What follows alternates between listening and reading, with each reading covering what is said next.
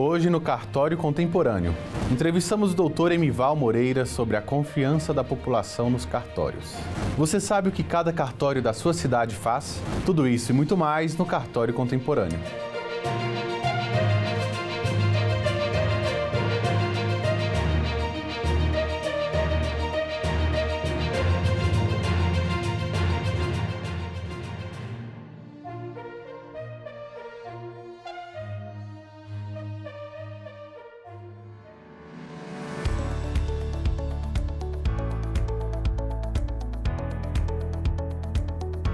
Nome e sobrenome são algo muito importante na vida de uma pessoa. Eles são exemplos do que chamamos no ordenamento jurídico de direito da personalidade, justamente porque representam uma expressão própria da pessoa que, além de manifestar a identidade pessoal, também individualiza a pessoa dentro da sociedade. Por essa razão, o nome é regido pela regra da imutabilidade, ou seja, deve se manter inalterado para garantir segurança às relações jurídicas. Assim, em regra, o nome é definitivo e imutável.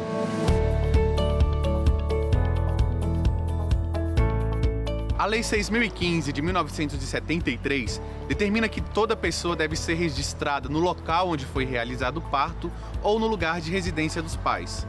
Além do nascimento, também a adoção e o casamento são ocasiões em que a pessoa adquire o nome. Entretanto, o direito ao nome deve ser exercido em consonância com a dignidade da pessoa humana, de modo que não pode ser motivo de vergonha, humilhação, confusão, discriminação ou desonra ao portador. Desta forma, excepcionalmente em algumas circunstâncias, admite-se a modificação do nome com a finalidade de assegurar a dignidade da pessoa. É permitida a mudança de nome nas seguintes ocasiões: erro de grafia, quando o nome expõe a pessoa ao ridículo e gere situações vexatórias, adoção, apelidos públicos notórios, transgênero, que nesse caso não é necessário que tenha tido cirurgia para mudança de sexo, vítima ou testemunha de apuração de crime, alteração aos 18 anos e não precisa de motivação ou justificativa, mas deve obedecer ao lapso temporal de 1 ano após completar a maioridade. O artigo 56 da Lei 6.015, ele permite que a pessoa que completa 18 anos, ele tem 1 ano para alterar o seu nome. E a lei também fala que, fora desse prazo de 1 ano, ele tem que justificar por que precisa alterar de nome. Aqui no DF, o pensamento da Justiça é que mesmo dentro desse prazo de 1 ano, após 18 anos, ele tem que justificar por que precisa alterar o nome. Porque se ele não provar um constrangimento com aquele nome, a Justiça não está aceitando essa alteração, só porque não gostou do nome que ele recebeu quando nasceu. Então, para mim, tornou-se muito igual, né? Prazo a partir de 18 anos e o prazo de 18 anos. Ficaram tudo como se fosse a mesma coisa. Ou seja, toda alteração precisa ser provada na Justiça por que a pessoa precisa alterar o nome, e a Justiça ainda tem que ver se concorda que aquilo ali realmente é uma justificativa suficiente para alterar o nome. Os nomes vexatórios, eles provando na Justiça que o nome é vexatório, eles conseguem alterar tranquilamente. Agora, erros gramaticais no nome, por exemplo, nós temos casos de José sem acento, João sem tio. Esses casos, diretamente no cartório, ele pode provar o erro gramatical, quer dizer, o erro está bastante evidente e o cartório consegue alterar. Há algumas questões mais difíceis de ser feita diretamente no cartório, por exemplo, nomes que existem como Isabel com S com Z, Elizabeth com S com Z, e aí é difícil de dizer qual é o gramaticalmente correto. Então, nesses casos, a gente mandaria para a Justiça. Mas quando o erro está bem evidente, pode ir diretamente no cartório.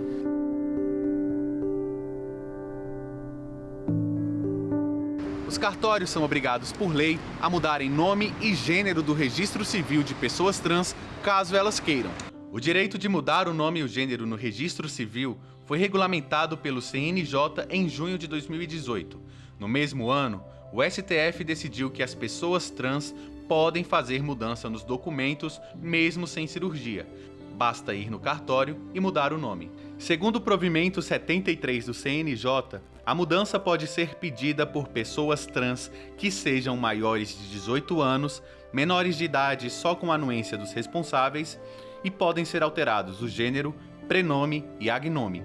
O requerente deve apresentar uma série de documentos como carteira de identidade, título de eleitor, certidão civil, de protestos e criminal.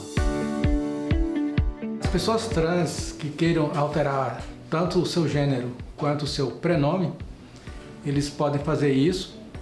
É um procedimento relativamente simples, ele só precisa apresentar algumas certidões cíveis, criminais, se for homem, de dispensa do serviço militar, essas coisas. E ele pode fazer isso quando tiver 18 anos, né? Então, ele precisa ter essa idade mínima de 18 anos.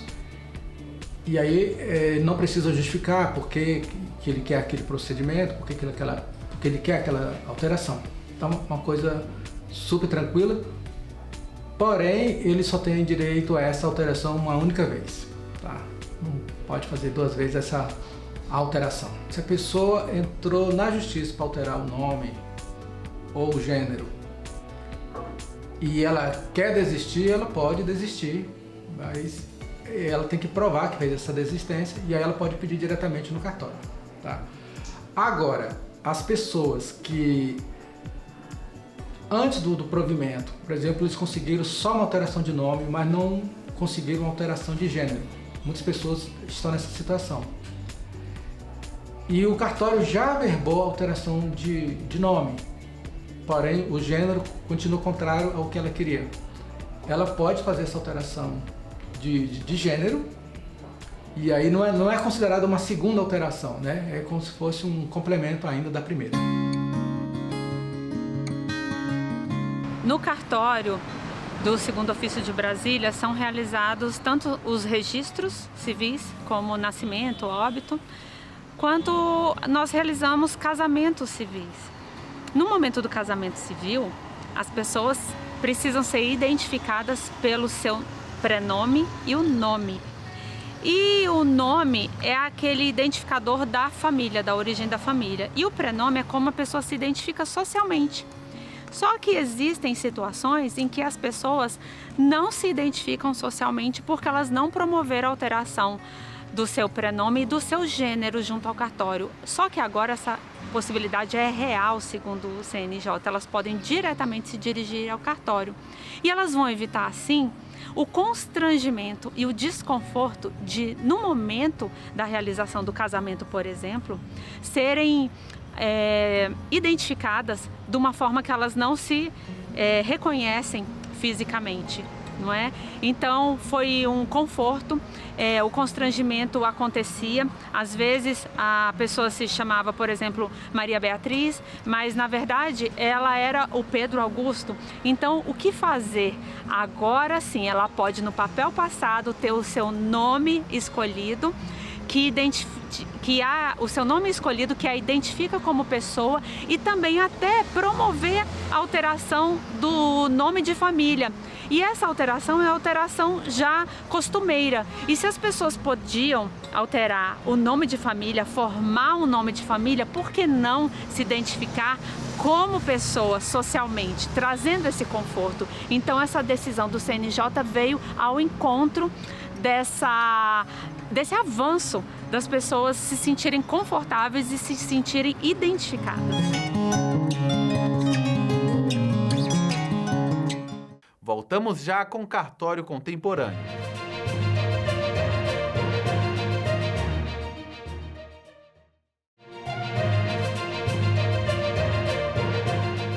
O Dr. Emival Moreira, tabelião titular do 5º Ofício de Notas, Registro Civil, Protesto, Títulos e Documentos e Pessoas Jurídicas do Guará Distrito Federal e secretário-geral da Confederação de Notários e Registradores, CNR, conversou conosco sobre a confiança da população nos cartórios, mais uma vez eleitos a instituição de maior confiabilidade do Brasil.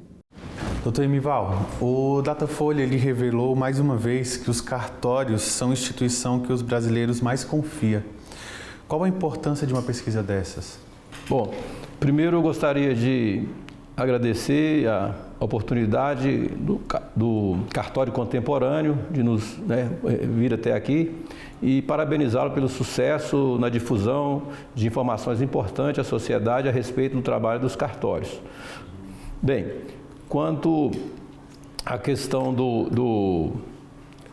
digamos assim, da confiabilidade dos cartórios, isso está ligado, tem origem em vários aspectos. Nós podemos destacar, primeiro, por se tratar de um serviço público, um braço do Poder Judiciário, cuja delegação, o exercício da atividade, o ingresso nela se dá por concurso público realizado pelo Estado, pelos tribunais de justiça, que seleciona profissionais bem capacitados para exercer essa função. Então, isso é um aspecto. O outro aspecto é a capilaridade que os cartórios estão presentes em todos os municípios e distritos do Brasil para prestar serviço à sociedade, desde o nascimento até o inventário, né, das pessoas. Isso, no dia a dia, envolve a vida das pessoas. Então, isso torna essa presença, essa capilaridade é essencial para essa confiabilidade. E depois, a própria função dos cartórios, que eu destaco, que é a garantia da fé pública, da publicidade, da efetividade, da segurança e autenticidade dos atos. Então, esses são aspectos que geram, na minha avaliação, essa confiabilidade, essa aprovação perante a sociedade. Como manter esse nível de confiança? Conquistar a confiança é uma coisa difícil, mas manter isso ao longo da história é muito mais difícil ainda. É um trabalho árduo que depende de vários agentes, né? Desde os próprios prestadores de serviço, que são os delegatários, tabeliães, oficiais e seus prepostos, né? A atuação do Poder Judiciário, do Conselho Nacional de Justiça, enfim, do Estado e da própria sociedade. Então, isso é um trabalho que não passa, não para, é incansável, né? E é isso que vai garantir essa confiabilidade, a manutenção disso. Os cartórios extrajudiciais, eles passaram por um movimento de migração de seus serviços para o meio eletrônico. Se tornaram melhores do que antes do advento da tecnologia da informação? Como o senhor avalia essa evolução? Perfeito. O mundo inteiro passa por implemento para utilização da tecnologia. Os cartórios não poderiam ficar para trás, até porque eles prestam serviço no primeiro atendimento à sociedade, à população. Então, assim como outros serviços, exemplo do serviço bancário, o uso da tecnologia pelos cartórios veio a calhar, veio ajudar bastante no aspecto, no quesito agilidade e atendimento telepresencial, atendimento à distância, online. Isso é muito importante para você otimizar a prestação do serviço. Então, foi muito bom para os cartórios e para a sociedade o uso da tecnologia, o avanço da legislação, do marco regulatório nesse ponto, pelo Estado, oportunizando a prestação do serviço nesses termos. O senhor é secretário-geral da CNR, participou e acompanhou diversas iniciativas das entidades nacionais. O senhor poderia falar alguns dos avanços conquistados pela classe notarial de soluções extrajudiciais que antes estavam apenas no âmbito da justiça e muitas pessoas procuram esses serviços? Sim, perfeito. Eu, na qualidade de secretário-geral da CNR, cuja presidência cabe ao nosso ilustre presidente Rogério Bacelar, né, tive a oportunidade de vivenciar a introdução, ou seja, a mudança na legislação que permitiu aos cartórios praticar atos que anteriormente havia a participação não só do Judiciário, mas inclusive do Ministério Público em muitas situações e que hoje nós, tratando-se de direito disponível, a legislação evoluiu para que nós prestamos esse serviço diretamente à sociedade, ao usuário do cartório. O cartório é uma instituição que traz segurança e certeza de eficiência para a população em geral. De que forma o cartório pode colaborar no processo de desburocratização? Olha, eu acredito que os cartórios são uma organização administrativa e jurídica que podem colaborar bastante com a prestação do serviço de desburocratização, de agilização, de atendimento à sociedade. Um aspecto importante é que os cartórios têm o conhecimento, têm o know-how para formalizar a vontade jurídica das partes, registrando e elaborando atos jurídicos. Portanto, aqueles fatos que não dependem de uma decisão judicial, que podem ser feitos diretamente nos cartórios por manifestação livre das partes, então eles ficarão mais agilizados sendo executados diretamente no cartório, sem a necessidade de uma decisão judicial. E nós estamos aí e podemos colaborar em vários aspectos nesse sentido. A Lei 11.441 de 2007, que levou aos cartórios atos consensuais de divórcio, separações, inventários e partilhas, já conta com mais de 2 milhões de atos que deixaram de ser judicializados. O CPC prevê novos atos de desjudicialização direto em cartórios, como a mediação, a conciliação e a uso capião. Como se houver essa estratégia para desafogar o judiciário? Pois é, a Lei 11.441 foi um marco muito importante na desjudicialização, porque ela trouxe essa possibilidade das partes fazerem diretamente no cartório o inventário e o divórcio. E, a partir dali, ficou comprovada a capacidade dos cartórios de auxiliar o Poder Judiciário na desjudicialização.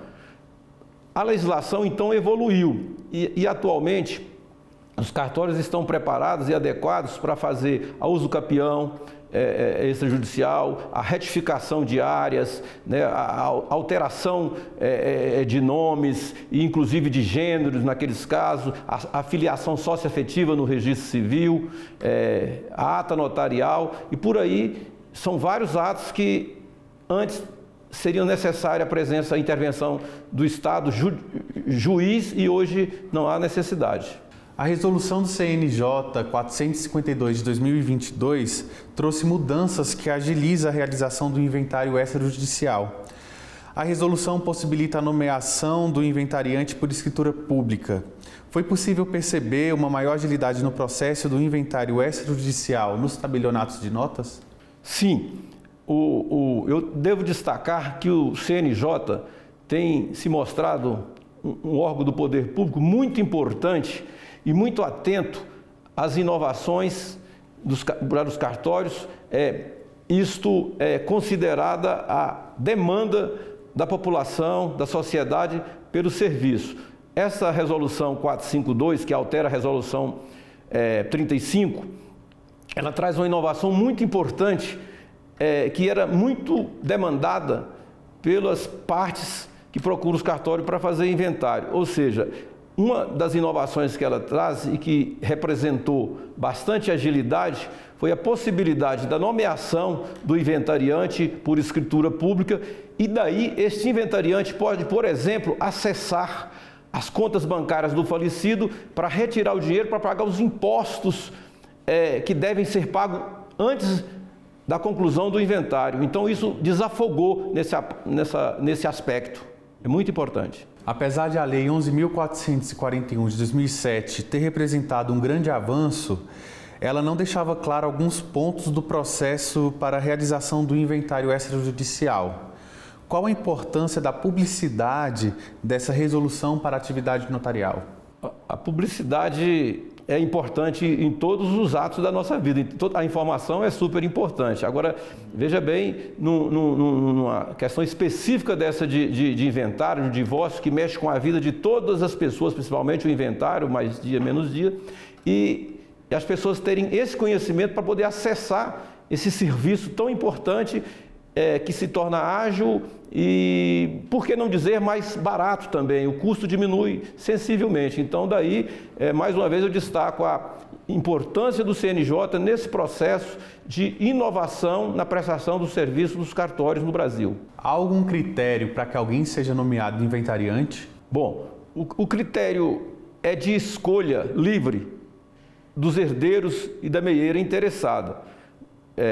Claro que tem que ser pessoas maiores e capazes, né, que se dispõem a ser o inventariante, mas o princípio é da escolha livre entre as partes interessadas, muito embora a lei não vede que possa ser um advogado ou outra pessoa, mas o critério básico é que seja entre a meieira, ou seja, a viúva ou viúvo, o meieiro, e um dos herdeiros que seja o inventariante. Em quais situações o uso da ata notarial para constituir prova de fatos a serem levados ao juízo pode alcançar melhor resultado? Bom, primeiro, a ata notarial para o nosso direito brasileiro é relativamente um instrumento novo. É um instrumento que consegue, através de uma observação, de uma constatação do tabelião, ele consolidar, materializar uma prova, consolidar uma prova, estabilizar, digamos assim, a prova. É um fato que está acontecendo hoje, que amanhã ele pode não existir mais, então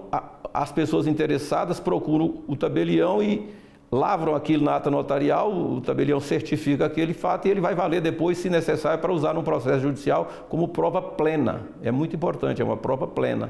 O senhor acredita que no cenário atual, no qual a internet tem papel importante nas relações entre as pessoas, a ata notarial pode ser um relevante documento de proteção ao cidadão? Com certeza, principalmente nesse ambiente digital da internet, que as mensagens ou as informações surgem com a mesma velocidade, se apagam e desaparecem. É muito importante que aquela pessoa que necessita fazer prova daquele conteúdo que ele estabilize. É exatamente esse o conceito de estabilizar. Uma vez colocou aquele conteúdo na ata notarial, ainda que ele seja deletado, apagado, tirado do meio digital, do meio da internet, está estabilizada a prova está feita. A ata notarial é o melhor instrumento de materialização das notícias momentâneas. Como avaliam o uso desse documento como respaldo jurídico a uma ação judicial? Como eu havia dito, uma vez estabilizada essa prova, e a ata notarial tendo a fé pública e constituindo prova plena daquele fato, isso em seguida é levado ao processo pela parte interessada e o juiz há de considerar isso na decisão que vai ser adotada. Em quais situações o uso da ata notarial para constituir provas de fatos a serem levadas a juízo pode alcançar melhor resultado? Vou tentar responder essa questão com um exemplo prático. Uma questão que é muito demandada são as pessoas nos procuram com esses aplicativos, com mensagens de aplicativos, para poder jogar, a gente transcrever aquilo, certificar, verificar ali no aplicativo deles, das pessoas, aquele conteúdo e transcrever isso no ata notarial e a partir dali ele vai fazer uso disso, se necessário, em juízo, no processo. Qual a sua visão sobre o futuro da atuação dos registros públicos na prestação de serviços à população e de que forma tem contribuído?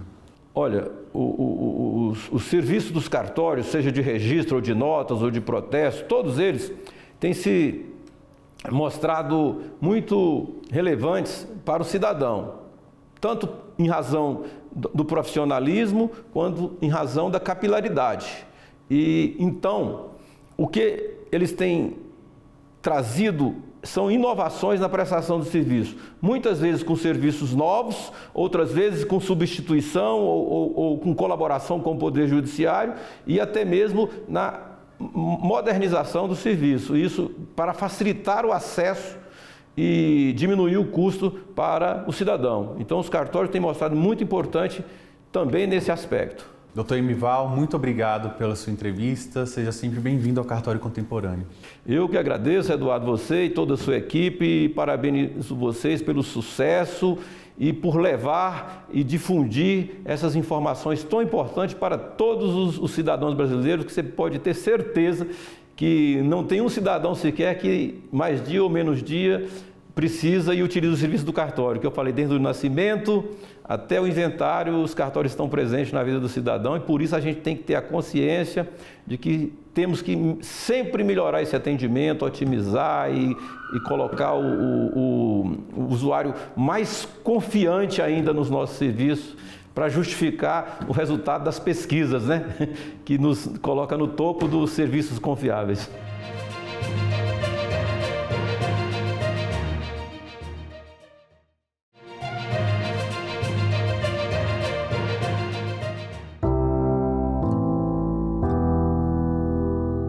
número de divórcios no Brasil atingiu recorde durante a pandemia, mas diminuiu em relação a 2021. O indicador considera tanto os divórcios judiciais concedidos em primeira instância ou aqueles por escrituras extrajudiciais. Para especialistas, o número pode sim ter uma correlação com a facilitação do ato do divórcio por vias extrajudiciais. Olha, um aumento, certamente ele tem a ver com a facilidade dos meios de se acessar os procedimentos de divórcio, inclusive o procedimento extrajudicial que é feito nos cartórios de notas. Isso sem falar do fato que me parece que ocorreu, é que houve uma certa represamento do número de divórcios durante a pandemia, devido ao acesso que o cidadão teve limitado ao sistema de justiça, e isso, com a volta da normalidade e reabertura de todos os serviços públicos, certamente o cidadão procurou o divórcio e resolver suas questões familiares, e eu acredito que esses devem ser um dos motivos do aumento do número. Uma pesquisa feita em 2020 mostra que a média de duração dos casamentos eram de 16 anos, mas segundo a nova pesquisa publicada, o número diminuiu para 13,6 anos. Sim, aqui no cartório do 4º Ofício do Gama foi bem perceptível essa estatística. A gente, percebe que com o fim da pandemia a procura foi bem maior. Acho que pelo acesso ao serviço público facilitou bastante essa procura. Facilitou. O curioso é que casamentos também aumentaram nessa época, com alta de 23,2%. Só em 2022, 814.576 novos casamentos foram registrados. O número de casamentos também aumentou, porque houve também essa limitação, muito embora os cartórios tenham ficado abertos durante toda a pandemia, mas muitas pessoas adiaram seus planos, pelos mais diversos motivos, pelas festividades que são comuns nos casamentos, pelas viagens. Então as pessoas adiaram os planos. Então, certamente essa volta da normalidade é uma das causas, e outras coisas que foi facilitado, a lei foi alterada recentemente para facilitar o procedimento de habilitação, eliminando bastante a burocracia dos procedimentos de habilitação, inclusive possibilitando a conversão da união estável em casamento muito facilmente, que em muitos lugares anteriormente tinha que se entrar na justiça. Veio uma nova lei autorizando a fazer direto no cartório sem muita burocracia. Então, esses seriam os principais motivos que fizeram também um aumento do número de casamentos realizados. A gente notou também que a procura nos casamentos foram maiores. Eu acho que também por causa da pandemia, que juntou o pessoal, eles quiseram, formalizar mais rápido, e a facilidade também, do meio que a gente trabalha agora, com as entradas dos casamentos bem rápido. Então, é isso.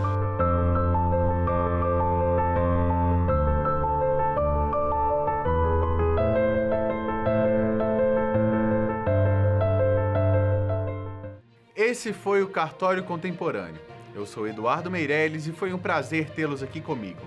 Vejo vocês na semana que vem em mais um Cartório Contemporâneo aqui na TV Justiça. Você também pode nos encontrar no YouTube da Confederação dos Notários e Registradores. Até lá!